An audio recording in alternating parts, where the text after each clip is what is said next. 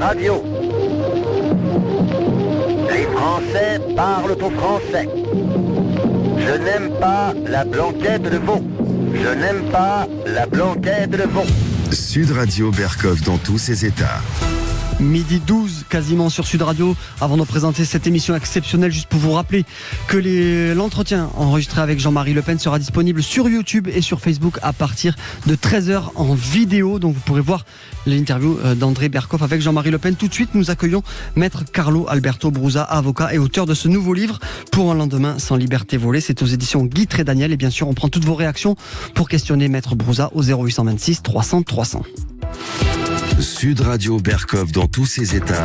Le fait du jour. Virus, dit Renaud, connard de virus, mais quel dégât depuis 3 ans, à tout point de vue et à tous les étages. Alors justement, aujourd'hui, nous recevons Maître Carlo Alberto Brusa. Alors, quand j'ai annoncé que je recevais Maître Brusa, les uns m'ont dit « Ah oui, formidable, c'est bien, tu reçois, il a beaucoup de choses à dire et des vérités. » D'autres m'ont dit « Mais comment ? Il est sulfureux, il dit n'importe quoi, etc. » Je vous rappelle quelque chose, et vous le savez, vous, auditeurs de Sud Radio. Ce qui est intéressant, quand des personnes, ou des personnalités, ou des personnages font polémique, qu'est-ce qu'il faut faire ? Leur mettre une étiquette et dire « Ah non, on les reçoit pas, ceux-là, on veut pas les voir », ou on dit « On les écoute », et puis on se fait son opinion. Eh ben, je crois que la seconde solution me paraît la solution la plus, je dirais, non seulement la plus démocratique, mais la plus de bon sens. Vous savez dans quel pays et dans quel régime on fait taire les opposants ? Eh bien, nous, on ne fait taire personne. Carlo Alberto Brusa, bonjour. Bonjour. Alors, vous venez de sortir ce livre Pour un lendemain sans liberté volée, et vous êtes connu depuis déjà quelques années. Enfin, d'abord, vous étiez connu, alors, je ne savais pas, j'avoue, je ne savais pas que vous étiez l'avocat des footballeurs. Alors, je vois, vous avez conseillé Franck Ribéry, Zinedine Zidane, Didier Deschamps et beaucoup d'autres. Qu'est-ce qui vous a amené juste une question comme ça au sport et à... On m'a présenté un premier client et puis au fur et à mesure, ça a été du bouche à oreille.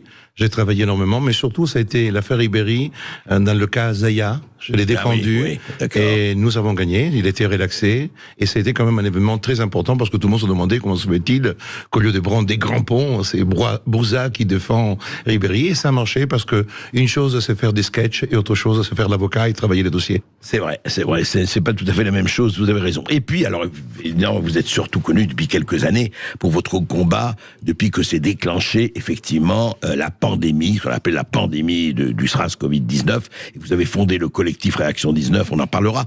Mais qu'est-ce qui a amené vous dire, écoutez, il y a quelque chose qui ne va pas dans cette histoire, vous n'êtes pas le seul, bien sûr, des médecins l'ont dit, mais vous avez pris position publique, et vous êtes battu là-dessus. Alors, qu'est-ce qui a déclenché chez vous le sentiment que quelque chose n'allait pas ? Moi, j'ai réagi en tant que juriste. Je ne suis ni médecin, ni sociologue. Et en tant que juriste, la chose qui m'avait choqué, c'est lorsque je vois un président qui va annoncer un confinement, qui va décider un enfermement de toute la population française. Nous sommes le 16 mars 2020. Et en tant que connaisseur du droit, je me dis, comment se fait-il que le président puisse prendre une telle décision ? Une décision qui n'a pas de fondement, parce qu'à un moment donné, on est dans un état de droit, il y a des pouvoirs, il y a ce qu'on appelle l'état d'urgence, mais l'état d'urgence, il n'existe pas en matière sanitaire. Il existait en matière de défense, de guerre, etc. Ah oui, l'état d'urgence n'existe pas en matière sanitaire. Non, il n'existe pas. Il a été introduit, ça a été la loi du 23 mars 2020, avec le décret du 24 mars, qui a été le mécanisme, mais même quand le décret du 16 mars a été pris pour confiner, est un décret totalement illégal, dépourvu de tout pouvoir. C'est-à-dire qu'on ne peut pas, l'exécutif ne peut pas décider par un décret de confiner la population entière.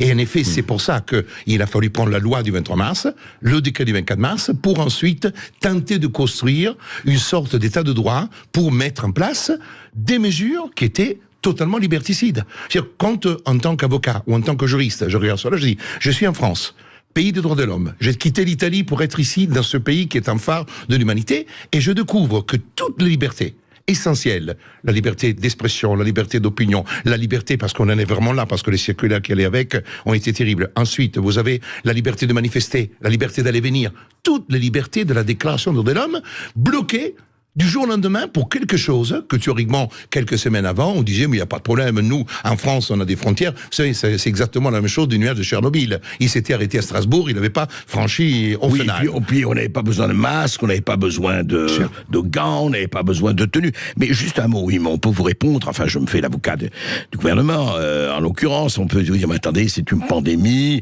on risque d'avoir des millions de morts, ou des centaines de milliers de morts, il faut bien se défendre. Si on confine, c'est parce que justement, si tout le monde peut circuler n'importe comment, n'importe quoi, ça va être terrible.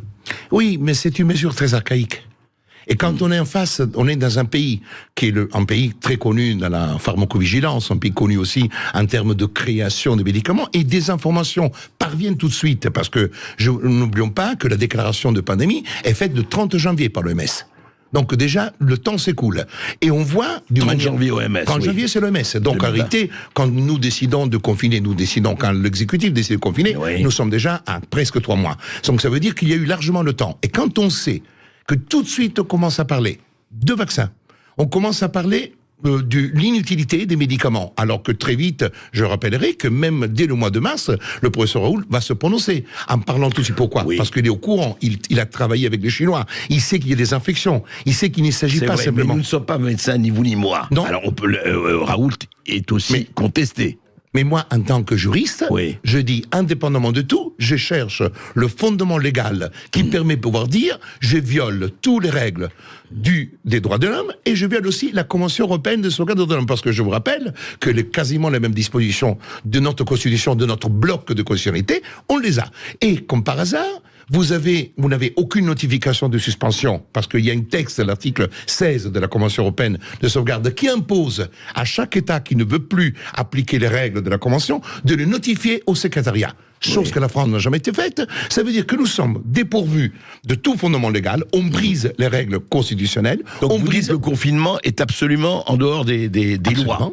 Absolument. Le confinement est une violation claire. D'ailleurs, après, on a la reconnaissance scientifique et médicale. Mais moi, en tant que juriste, en raisonnant, en tant que juriste, je pense avoir été parmi les premiers à dire, attention, je vous alerte, ce n'est pas possible. Et puis, il y a une chose qui me choquait, c'est que parmi toutes les libertés, la seule qui n'était pas remise en cause était la liberté d'association. Et alors là, je dis pourquoi ? Pour une raison très simple. Tous les partis politiques sont des associations. Ça veut dire que si on avait interdit l'activité associative, on aurait empêché même l'activité politique. Et c'est pour ça qu'au fond, au début, j'ai créé l'association Réaction 19 en pensant pas du tout que je vais avoir presque 100 000 personnes ou 100 000 personnes à un moment donné. Je le fais parce que je vais utiliser ce trou de souris pour pouvoir m'exprimer et utiliser même les moyens. Quand, par exemple, je me déplaçais à l'époque de confinement ou à l'époque de couvre-feu, je me déplaçais, et je me rappelle à Aurillac, je suis attendu à la sortie de l'autoroute. Vous êtes déplacé tout le temps pendant le confinement ? Avec les policiers, les gendarmes, et moi j'ai dit, tiens, je crois que c'est un go fast, et il n'y a personne dans l'autoroute, et je suis tout seul. Et il me dit, mais qu'est-ce que vous faites là ? Vous savez qu'il y a couvre-feu et tout ? Je dis, non, je suis président d'une association, et déjà il savait, parce qu'avec la plaque, il savait déjà que j'étais. Et après... Ah oui, association, vous avez le droit de circuler. Bien sûr, je n'avais aucun problème. On ne pouvait pas m'empêcher, en tant que président d'une association, d'aller rejoindre mes acolytes, parce qu'ils ne pouvaient pas m'empêcher de me réunir. J'ai une réunion avec mes adhérents, et effectivement, je suis passé, je n'ai jamais eu un PV, j'ai voyagé partout, j'ai voyagé dans le train, en utilisant simplement le fait, on était rassemblement, interdiction de dépasser les 6 personnes, on est à Cannes, avec un groupe, il y a la gendarmerie, les renseignements généraux qui arrivent, bonjour, qu'est-ce que vous faites là ? Je dis, en train de fêter la première année de Réaction 19. Ah, mais vous pouvez pas le faire, vous avez vu combien vous êtes ? Alors il y avait les adhérents de la Côte d'Azur qui étaient là. J'ai dit non, on est réunion, vous voyez, association et tout, alors téléphone, panique.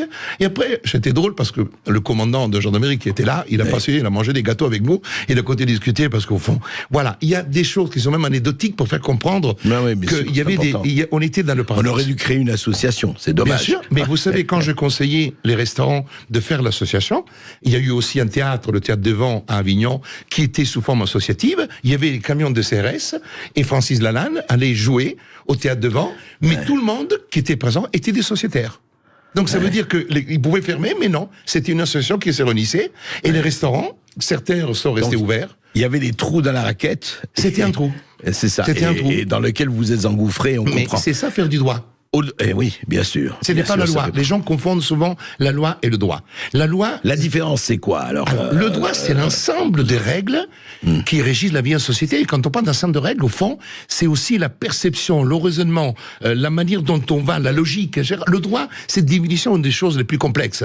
La loi est une source normative. C'est-à-dire que la loi est celle qui est votée par le Parlement, et beaucoup utilisent le mot loi aussi pour parler d'un règlement qui est pris par le gouvernement. C'est-à-dire que c'est normalement souvent la règle écrite. Et c'est pour ça que souvent, l'exécutif dit au juge, vous ne devez qu'appliquer la loi. Oui. Parce qu'en réalité, quand le juge s'érige en créateur de règles qui n'est pas exactement ce qui est inscrite, loi, oui. ça fait peur, ça fait penser à la Révolution française.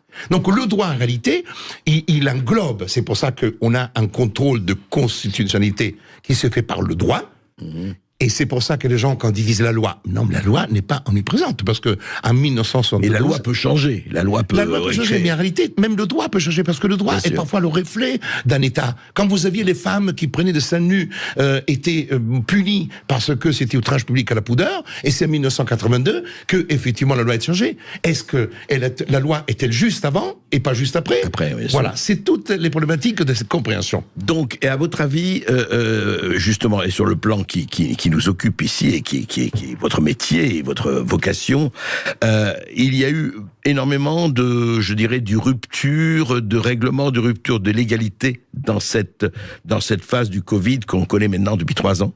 Absolument. Absolument, parce qu'il y a un problème qui était... il y a quelque chose qui était rédhibitoire dans notre affaire, et la vaccination.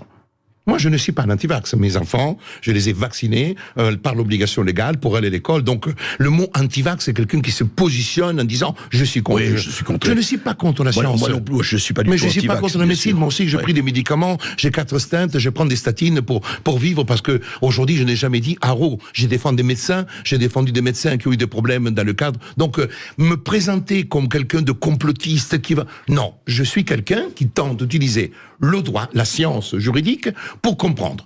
Sur la question de la vaccination, par exemple, on a vendu en disant magnifique, la vaccination, merci, on a même le Conseil de l'Europe qui remercie tous les scientifiques dans sa résolution, etc. Le problème qui se pose, est-ce que ce sont des vaccins?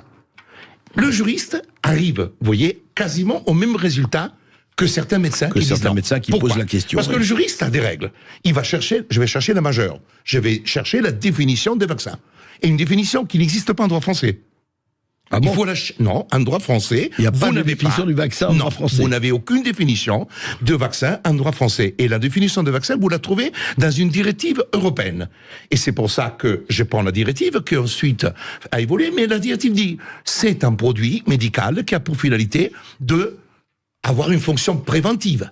C'est-à-dire de protéger la personne contre un virus et d'empêcher la transmission. Ce sont les 2 critères essentiels qui étaient les critères.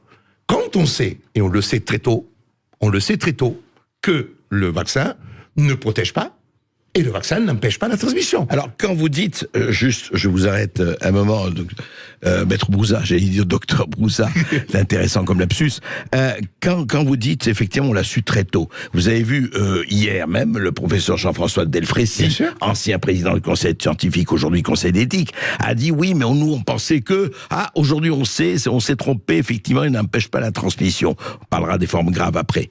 Donc, vous dites, il le savait, pas lui seulement, mais beaucoup, depuis longtemps. Mais bien sûr, vous prenez le Conseil d'État, décision du mois de mars 2021, un petit monsieur de 87 ans qui se fait vacciner, il court vite devant le Conseil d'État pour dire « je veux sortir ». Sans masque, parce que je suis vacciné. Et le Conseil d'État, dans la décision, en reprenant les arguments du ministère de la Santé, va dire « non monsieur, vous êtes vacciné, mais malheureusement, ça ne protège pas et ça n'empêche pas la transmission ». Mars 2021. Mars 2021, mais j'irai beaucoup plus loin. Vous avez une décision qui est une décision très importante, qui a été rendue par la Supreme Court of New York. Ouais. Donc, Supreme de New York, qui est là, traduite, 24 octobre 2022. 24 octobre 2022, oui. Je parle de cette décision, mais qui ne fait que confirmer, parce qu'elle statue sur une demande de interdiction pour les gens qui ne sont pas vaccinés. Ah oui. Il dit non. On sait depuis, et il se réfère à 2021, au début de 2021, que ça ne protège pas. Et ça n'empêche pas la transmission. Donc, on ne peut pas différencier les non-vaccinés et vaccinés. Vous avez une décision rendue encore récemment en Italie, dans laquelle le juge de l'Aquila dit exactement la même chose. On sait. Mais aujourd'hui, quand on a sorti du chapeau, et ça c'est très important, et là le juriste parle pas en tant que médecin, ça protège contre les formes graves. Oui, je le dis encore, Delfrécy dit au moins, on peut le dire, on peut l'affirmer, que ça protège contre les formes graves. Mais ce n'est pas une définition de vaccin. Un médicament peut protéger contre les formes graves de quelque chose. Il peut atténuer, mais ce n'est pas un vaccin. Le vaccin que vous faites quand vous allez éviter la diphtérie, d'autres maladies, la poliomyélite, c'est le pour tétanos, empêcher. etc. Après, bien sûr, vous n'aurez jamais peut-être un vaccin qui va vous protéger à 100%. Bien il y aura sûr. 99%. Il n'en demeure pas moins qu'on ne peut pas raconter des bobards. Mais ce que nous disions, Monsieur Berkoff, et je le dis à tout le monde parce que c'est une bonne occasion, Pfizer le savait. Pfizer le savait. Alors, on va en parler, justement, on va parler des contrats, etc., juste après cette petite pause. À tout de suite, et on est avec Maître Carlo Alberto Brusa. Avec Maître Brusa et avec vous au 0826 300 300. Vous êtes nombreux à réagir sur le Facebook et sur le YouTube. A tout de suite sur Sud Radio. 12h30 sur Sud Radio, on est toujours dans ce fait du jour exceptionnel avec Maître Carlo Alberto Brusa qui vient nous voir pour ce nouveau livre, Pour un lendemain sans liberté volée. C'est aux éditions Guy Trédaniel. Alors justement, Carlo Alberto Brusa, on parlait de ces rapports, on parlait des vaccins, et vous dites, mais c'est Pfizer lui-même qui dit ce n'est pas un vaccin.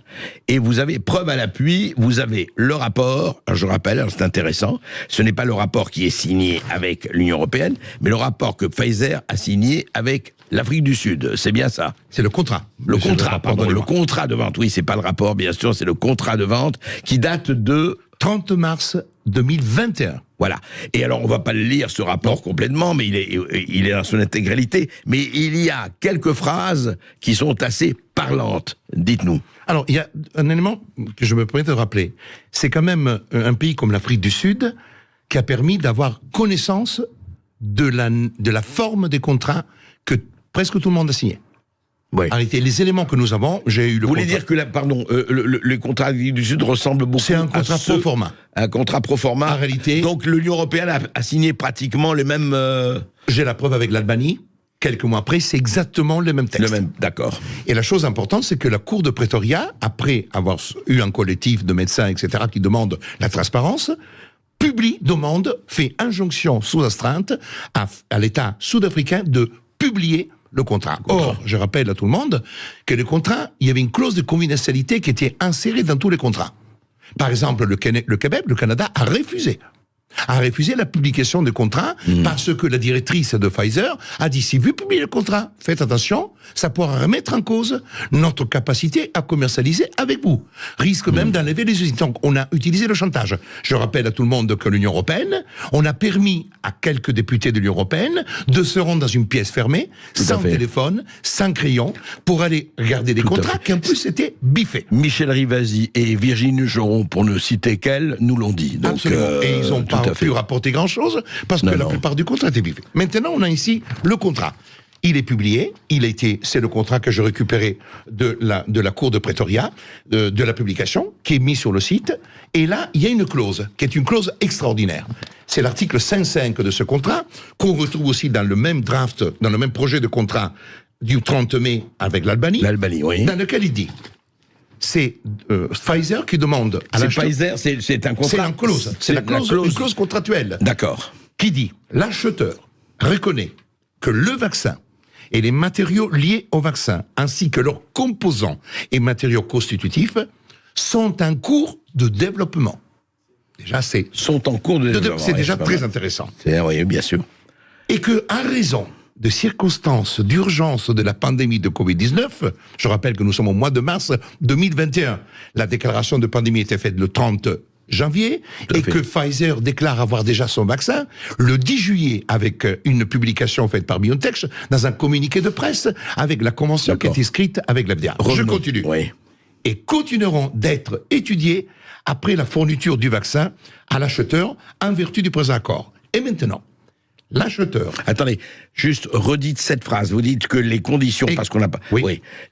Vous dites que les effets, les études ne sont pas achevées. Non, c'est absolument. Pas ça. Et continueront d'être étudiés. Donc, oui, les études ne sont pas achevées et continueront d'être étudiées. Continueront d'être étudiées. Donc, c'est quand même extraordinaire. Après la livraison des vaccins. Après la livraison. D'accord. C'est que ça. Ouais. La fourniture de vaccins en vertu... Et là, il y a la phrase incroyable. L'acheteur reconnaît en outre que les effets à long terme et l'efficacité du vaccin ne sont pas connus à l'heure actuelle. Et qu'il peut y avoir des effets indésirables du vaccin qui ne sont pas connus à l'heure actuelle. En outre, dans la mesure où cela est applicable, l'acheteur reconnaît que le produit ne sera pas sérialisé. Cette phrase est une phrase technique. Mais ce qui compte, c'est méconnaissance des effets à long terme. Méconnaissance à l'heure actuelle, nous sommes le 30 mars 2021, sur l'efficacité et méconnaissance des effets indésirables. Monsieur Berkoff, et je le dis à tous vos auditeurs et à tous les spectateurs, en même temps, le 30 mars 2021, avec un jour de décalage, le journal Le Monde, comme les autres journaux de France et de Navarre, affirmait « L'Union européenne a reçu plus de 100 millions de doses de vaccins, la Covid-19 sur l'ensemble. Covid-19, Pfizer et BioNTech affirment que leur vaccin est efficace à 100% chez les 12-15 ans. » Voilà.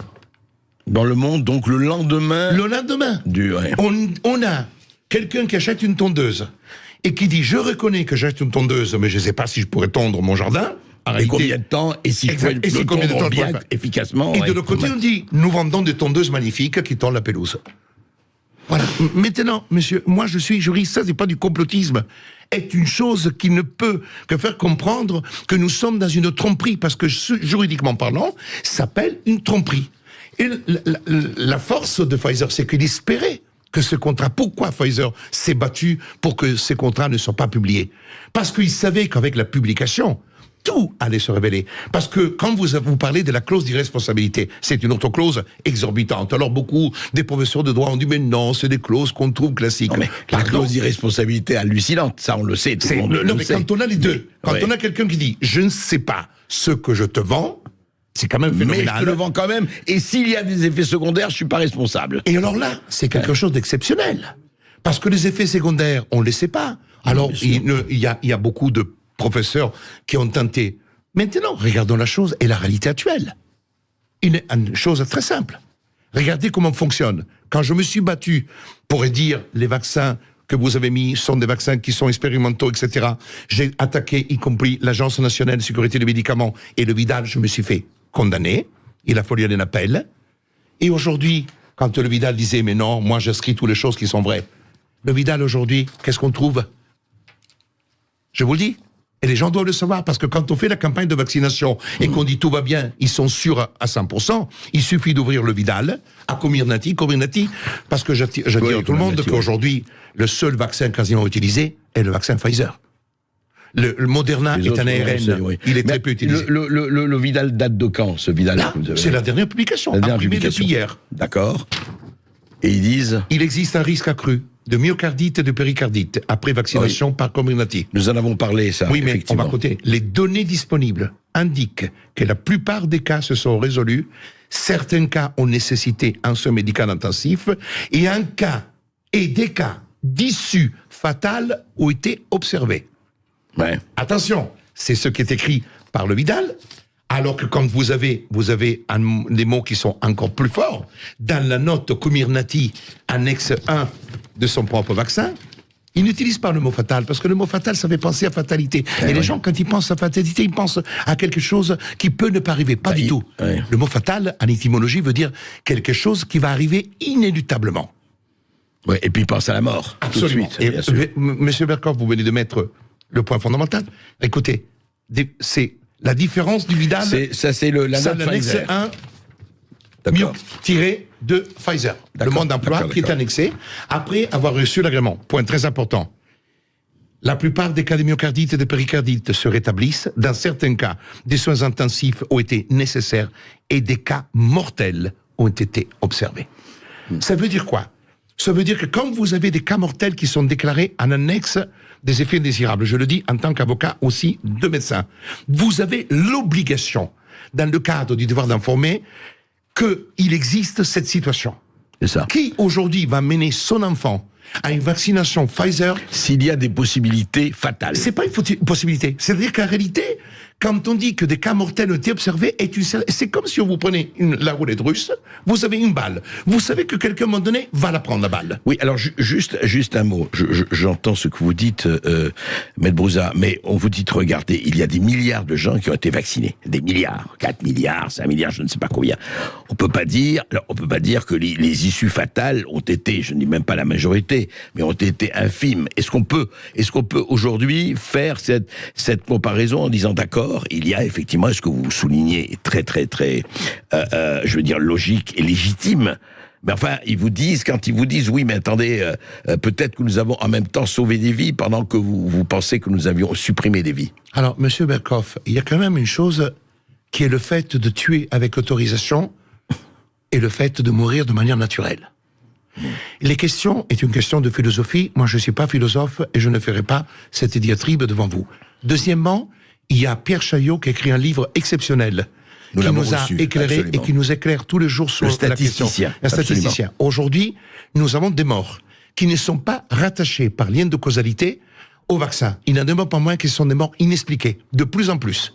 Vous avez aujourd'hui une mortalité qui explose, comme par hasard, chaque fois que la vaccination a été faite. Ce n'est pas moi qui le dis, c'est Pierre Chaillot, avec aussi le professeur Raoul, qui a mis en exergue cela. Et Laurent Toubiana. Et Laurent Toubiana aussi, qui a fait un travail remarquable, et on ne peut pas le traiter de complotiste. Ça veut dire tout simplement que moi, en tant que juriste, je regarde cela. Et quand je vois que l'Agence nationale de sécurité du médicament, elle est capable de nous dire de ne pas utiliser Humex, Actifed, Nurofen, Dolurum, que nous avons tous pris peut-être un jour, depuis même des années, et cela fait des années, et qui dit de provoquer des rares effets indésirables, tels que des infarctus et des rares effets indésirables. Ce ne sont pas les mots annexés à Comirnaty. Ça veut dire tout simplement qu'aujourd'hui, on va dire, ne prenez pas d'Humex, mais va te faire vacciner sans problème parce que tu dormiras de sommeil tranquille. Ça s'appelle les 2 poids et 2 mesures, c'est bien ça. Je suis d'accord avec vous, mais l'avocat qui est aussi avocat de personnes qui frappent à sa porte à la suite de erreurs médicales. Moi, je ne dis chacun doit être libre. Mais il faut... Consentement libre et éclairé. Oui, mais qu'est-ce que ça veut dire donner tout? Parce que quand j'ai donné le conseil aux gens qui sont venus voir, pas l'antivax, mais Maître Brouza, qu'est-ce que je fais? Vous allez voir votre médecin, vous lui apportez le Vidal et Comirnaty, vous lui dites, est-ce que, monsieur le médecin, pouvez-vous me garantir que je ne risque pas de mourir? Et vous me signez un papier que vous assumez la responsabilité. Aucune. Et vous savez qu'il y a une extraordinaire, un échange qui a été dans les réseaux sociaux et nous l'avons émis, et puis ici dans Berkoff, dans ce état, nous l'avons diffusé, où quelqu'un qui disait, mais écoutez, vous me dites ça, et le médecin qui vaccinait dit, mais écoutez, tout le monde meurt un jour. C'est une réponse tout à fait. Esteban, nous avons des auditeurs. On marque une courte pause et après on prend les auditeurs. À tout de suite sur Sud Radio. Sud Radio Berkoff dans tous ses états. Appelez maintenant pour réagir 0826 300 300. 12h46 sur Sud Radio. Nous sommes toujours avec Maître Carlo Alberto Brouza et nous sommes avec Valérie qui nous appelle depuis Savigny-sur-Orge. Bonjour Valérie. Bonjour Valérie. Bonjour. Bonjour Monsieur Berkoff, bonjour Maître Brouza et tout d'abord un immense merci à tous les deux pour tout ce que vous faites. Merci. Ma question est simple, j'ai refusé de me faire vacciner contre la Covid, je le spécifie, comme vous l'avez très bien dit tout à l'heure, je ne suis absolument pas anti-vax, je suis vaccinée avec tous les vaccins classiques, mes enfants également, mes chats aussi, enfin voyez le truc. La question est simple, qu'est-ce qu'on peut faire de façon pratique pour obtenir réparation de tous les préjudices que nous avons vécu au cours de cette période qui a été complètement dingue pour nous. C'est-à-dire interdiction d'aller dans certains lieux publics, interdiction d'aller au stade, interdiction d'aller au resto. J'ai vu ma fille qui est soignante être obligée d'aller se faire vacciner tandis qu'elle n'avait aucune raison médicale de le faire et elle y est allée en larmes. Donc j'aimerais savoir qu'est-ce qu'on peut faire, Maître Brouza, pour obtenir réparation de ce préjudice, car on ne sera plus jamais les mêmes. On a été tous... moi, j'ai été complètement bouleversée par cette période. Je veux dire, j'ai toujours travaillé, payé mes impôts, vous voyez. Voilà, qu'est-ce qui m'est tombé dessus? J'ai été mise au banc de la société. Je ne comprends pas. J'aimerais obtenir réparation. Merci Valérie. Maître Brouza, qu'est-ce qu'on peut faire? C'est une question extrêmement complexe parce que ce sont des actes de gouvernement.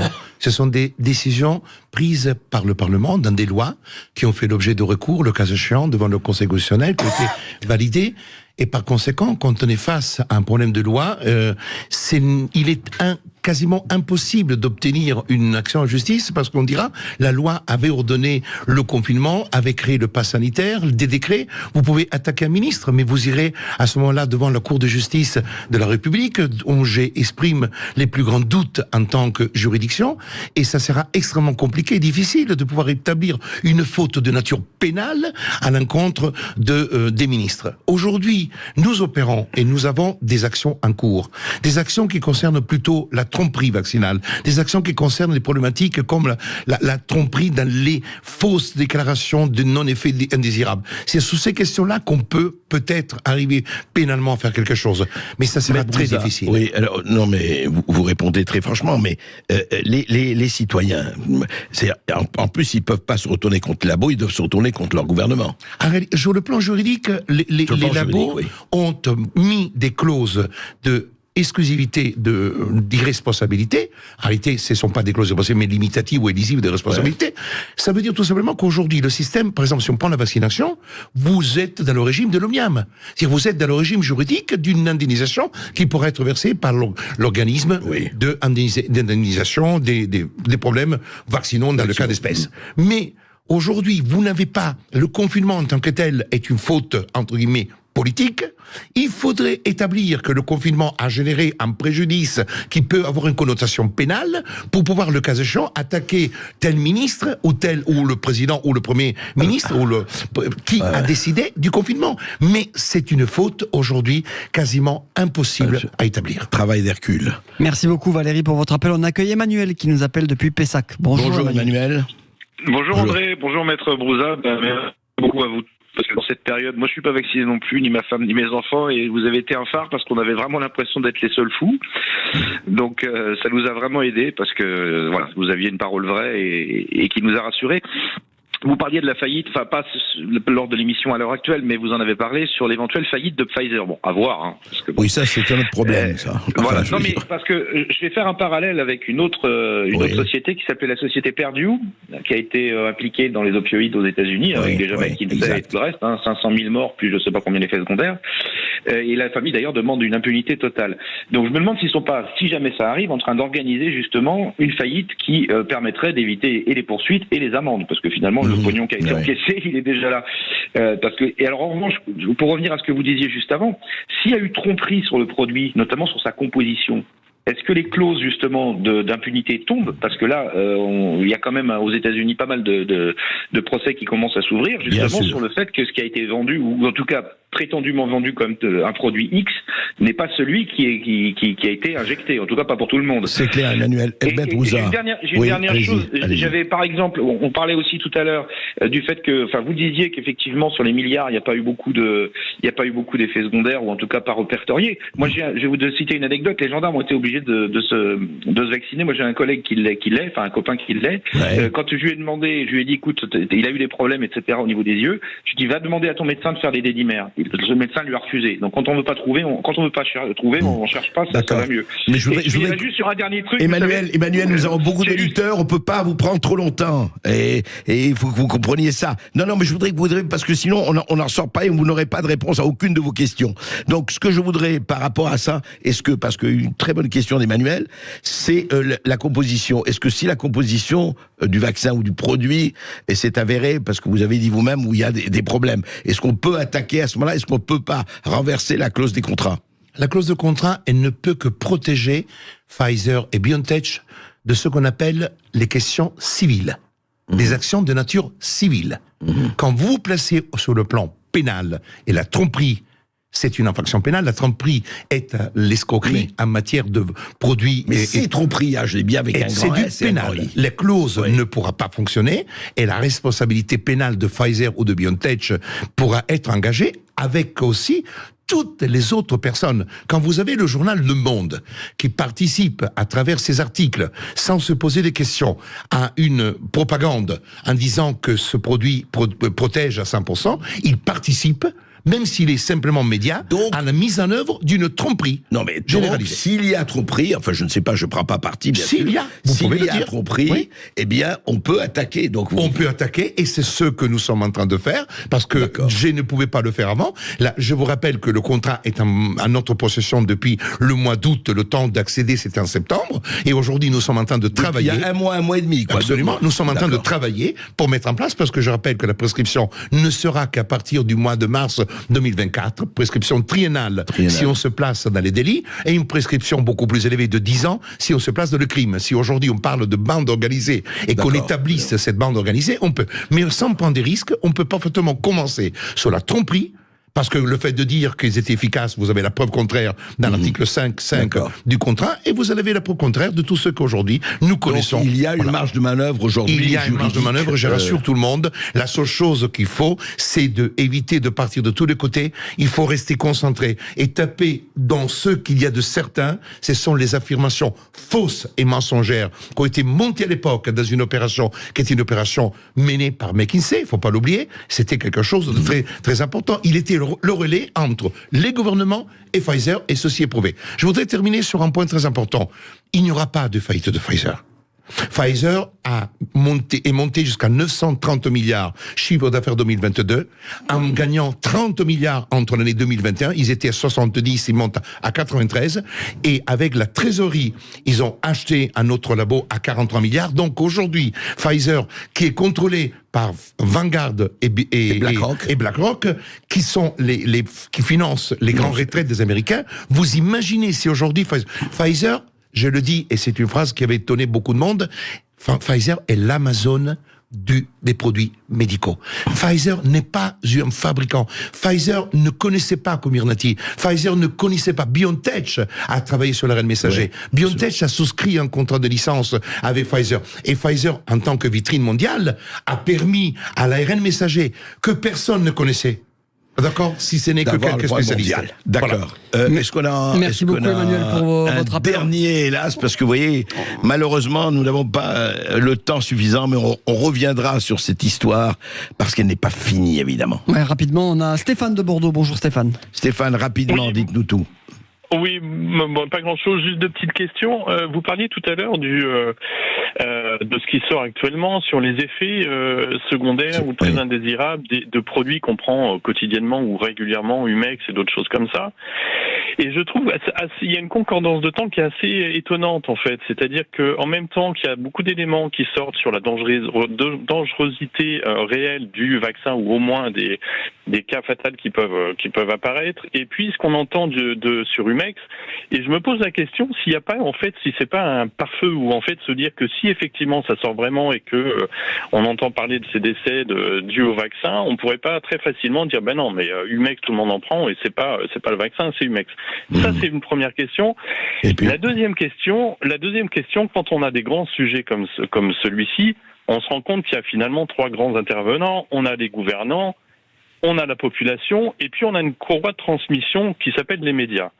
Et ce qui est incroyable, c'est que finalement, on avait une voix des médias. Et on retrouve à peu près la même chose, c'est-à-dire cet éloignement qui est entre le premier sentiment de la population et ce que proposent certains gouvernements, et puis les médias, en fait, arrivent peu ou prou à transformer la position de la population. On trouve exactement cette même chose, cette même dialectique sur le conflit israélien-palestine. C'est absolument écœurant, incroyable, la différence qu'on a entre la population et ce que vous disent les médias, en fait. C'est écœurant, c'est-à-dire on a l'impression parfois de ne pas vivre dans le même monde, vous voyez. Et la question que je pose à l'avocat présent, c'est est-ce qu'il y a un moyen d'attaquer ces médias, en fait, parce que le vrai danger vient d'ici, enfin pour une grande partie, on a des médias qui sont terrifiants, quoi. Le vrai danger est partagé, effectivement. Carlo Alberto Brusa. Je répondais tout simplement, attaquer et faire du pénal contre tous les médias de France et de Navarre n'est pas une solution. Il faut surtout à ce moment-là regarder, écouter les radios qui fonctionnent et les télévisions qui portent la bonne parole. Écoutez Sud Radio et M. Berkoff, et vous aurez peut-être la possibilité de sortir de la caverne, d'avoir un esprit critique. Je dis cela parce que c'est une question qui m'était souvent posée. Mais aujourd'hui, ce n'est pas en faisant... Les médias sont le reflet d'une société.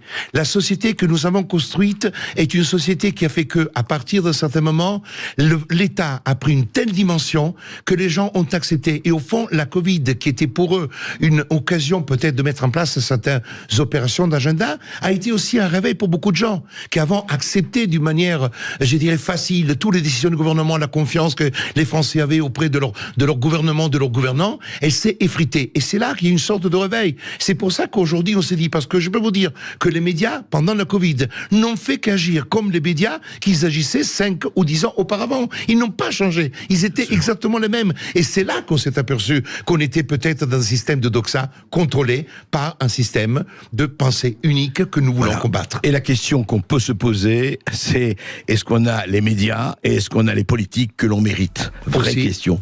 Aussi, mais le reflet, c'est aussi la question, quelle est aujourd'hui la démocratie, quel est le rôle du peuple dans la démocratie, quelle est l'implication du peuple dans les choix démocratiques. Vaste question philosophique, on reviendra, y compris avec vous, Carlo Alberto Brusa, pour parler de tout cela. Merci maître, et on rappelle ce livre, Pour un lendemain sans liberté volée, c'est aux éditions Guy Trédaniel. On se retrouve dans un instant.